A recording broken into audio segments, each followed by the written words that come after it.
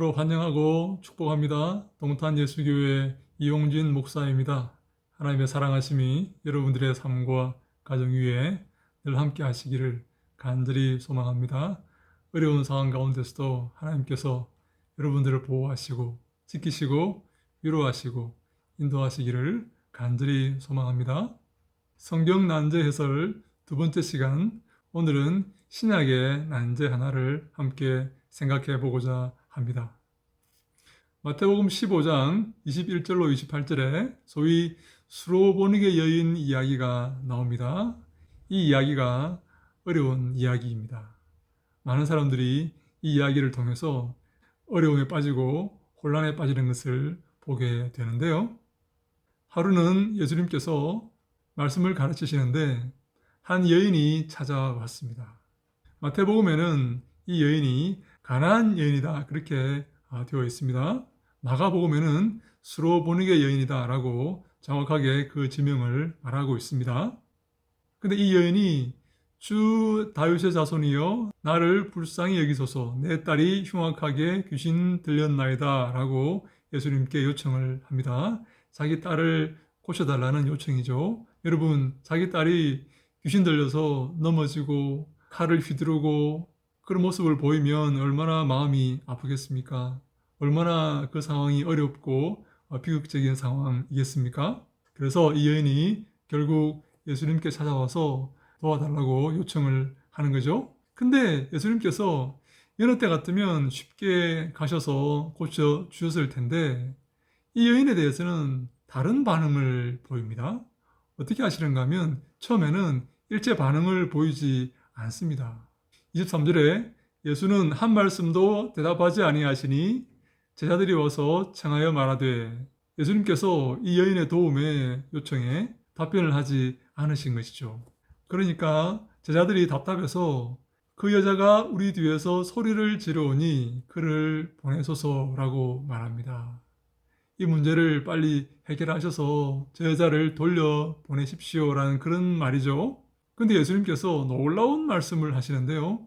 24절에 나는 이스라엘 집에 잃어버린 양 외에는 다른 데로 보내심을 받지 아니하였노라 라고 말씀을 하십니다. 나는 이스라엘의 어린 양, 즉 유대인들에게 보냄받았지 다른 데를 위해서 보냄받은 사람이 아니다. 다시 말해 이방인들을 위해서 보냄받은 사람이 아니다 라고 말씀을 하신 것이죠. 여러분, 이것이 이방인들에게는 청천벽력 같은 그런 말씀 아닙니까? 예수님께서 진정 이방인들을 위해서 보냄받은 분이 아닙니까? 전 세계의 영혼들을 위해서 보냄받은 메시아 아니십니까? 그런데 왜 이런 말씀을 하시는 것이죠? 이 말씀이 그래서 많은 사람들에게 시험거리를 제공했다 그렇게 볼 수가 있는 것입니다. 여러분 어떻게 생각하십니까? 예수님은 누구를 위해서 오셨습니까? 예수님은 유대인들만을 위해서 오셨습니까? 근데 재미있는 것은 그 여인이 그 말을 들었는지 다시 예수님께 찾아와서 이렇게 말합니다.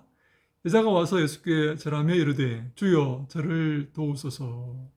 네, 여기서 주라는 말이 중요합니다. 이 여인은 지금 예수님을 퀴리오스, 즉 구약의 하나님으로 보고 있는 것입니다. 그리고 메시아로도 보고 있는 것이죠. 바른 신앙이 이 여인의 마음속에 있다고 봐야 되는 것입니다. 그러자 예수님께서 26절에 자녀의 떡을 취하여 개들에게 던짐이 마땅하지 아니하니라 라고 말씀을 하십니다. 이 자녀의 떡은 바로 유대인들에게 주어진 구원의 은혜를 말합니다.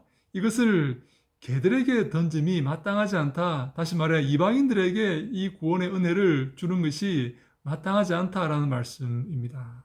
여러분들께서 이방인의 입장에서 이 말씀을 들었다면 어떤 기분이겠습니까? 그런데 이 여인은 놀랍게도 이 여인은 그 말씀에 놀라운 고백을 합니다. 주여 올소이다마는 개들도 제 주인의 상에서 떨어지는 부스러기를 먹나이다. 주님 옳습니다. 네 맞습니다. 주님 말씀 맞습니다. 동의합니다. 그렇지만 개들도 지금 예수님께서 말씀하신 그 이방인인 개들도 주인의 상에서 떨어지는 빵 부스러기를 먹지 않습니까? 그러니 그 은혜를 제게 베풀어 주십시오. 그 빵 부스러기 은혜라도 제가 원합니다. 저의 딸을 고쳐 주십시오. 그 조그만 은혜도 제게 필요합니다. 제게 그 은혜를 베풀어 주십시오. 라고 예수님께 말씀을 드리고 있는 것이죠. 그래서 예수님께서 그 여인을 보시고 28절에 이렇게 말씀하십니다. 여자여, 내 믿음이 크도다. 내 소원대로 되리라. 그때부터 그 여인의 딸이 나음을 입게 됩니다. 여러분, 예수님께서 약간 이율배반적인 그런 말씀을 하신 것 같지 않습니까? 자녀의 떡을 취해서 개들에게 던지는 것이 마땅하지 않다. 나는 이스라엘에 잃어버린 자들을 위해서 온 사람이다. 라고 말씀하시면서 나중에는 그 여인을 고쳐주십니다. 이 말씀을 우리가 어떻게 이해를 해야 될까요? 어떤 게 진짜 예수님의 본심일까요? 그래서 이 말씀 때문에 많은 사람이 시험에 들기도 하고 어려움을 겪기도 합니다. 우리가 성경을 읽을 때 그 문장만 바라보면 오해를 할 경우가 많이 있습니다. 그 문장에는요, 그 말하는 사람의 톤이나 표정이나 음색이나 음정이나 이런 것들이 전혀 드러나지 않기 때문입니다. 그래서 우리가 성경을 해석할 때는 그 말하는 사람이 어떤 표정을 지었을까, 어떤 음색으로 이 말씀을 했을까, 어떤 분위기였을까 하는 것을 생각해 보는 것도 아주 중요합니다. 사랑하는 여러분, 하나님의 말씀을 해석하는 것은 쉽지 않습니다. 2000년 전 혹은 3500년 전에 기록된 말씀이기 때문입니다. 그래서 그 성경 언어와 배경과 문화를 잘 알아야지 성경을 해석할 수가 있는 것이죠. 그래서 많은 이단들이 직통계시를 선호합니다. 하나님의 말씀을 공부해서 배경을 알고 원어를 연구하고 해서 그 말씀을 깨우치는 것이 쉽지 않기 때문에 직통계시, 바로 하나님께 받아서 말하는 그것을 선호합니다. 그러나 여러분, 직통계시를 말하는 사람은 대부분 이단이라는 사실을 기억하셔야 됩니다. 직통계시는 없습니다. 하나님은 2000년 전에 3500년 전에 기록된 그 말씀을 통해서 오늘날도 우리에게 말씀하시기 때문입니다. 다시 말해 그 말씀을 통해 말씀하십니다. 그래서 종교개혁자들의 3대 모토 중에 하나, 솔라 스크립투라, 오직 성경, 성경으로 돌아간다, 성경으로 돌아가야 한다, 우리의 삶의 기본과 신앙의 기초는 오직 성경이다 하는 그것이 중요한 문제가 되는 것입니다. 여러분, 예수님께서 이 말씀을 하시면서 어떤 표정을 지으셨을까요? 여인아, 자녀의 떡을 취해서 개에게 주는 것이 마땅하지 않다고 생각하는데 어떻게 생각해? 너의 생각은 어때?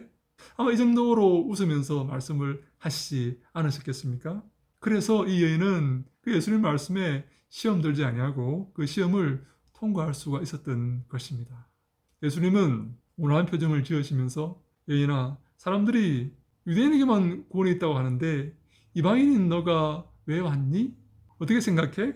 라고 예수님께서 온화한 표정으로 그녀에게 말씀을 하셨을 것입니다. 그래서 그녀는 네, 예수님 맞습니다. 옳습니다. 그러나 그 개들도 주인의 상에서 떨어지는 부스러기를 먹습니다. 예수님, 제 딸을 고쳐 주십시오. 라고 대답할 수 있었던 것입니다. 문제는 무엇인가 하면 우리가 어떠한 어려움과 장벽에도 예수님께 나아가는 이 시험을 통과해야 한다는 사실입니다. 어떠한 어려움에도 예수님께 나아가는 것을 포기하지 말아야 한다는 사실입니다. 왜냐하면 예수님께만 해결이 있고 예수님께만 구원과 영생이 있기 때문입니다. 이 수로보니게 여인의 믿음을 본받아서 우리도 어떠한 어려움에도 좌절하지 않고 낙심하지 않고 낭망하지 않고 주님께 나아가서 문제 해결을 입는 그런 복을 얻는 우리가 다 될 수 있기를 바랍니다. 주님은 이 수로보니게 여인의 모습을 통해서 우리에게 그것을 교훈하시고 가르치시는 것입니다.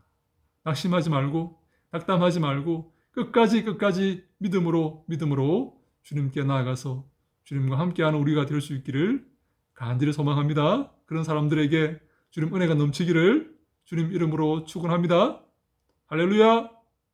샬롬.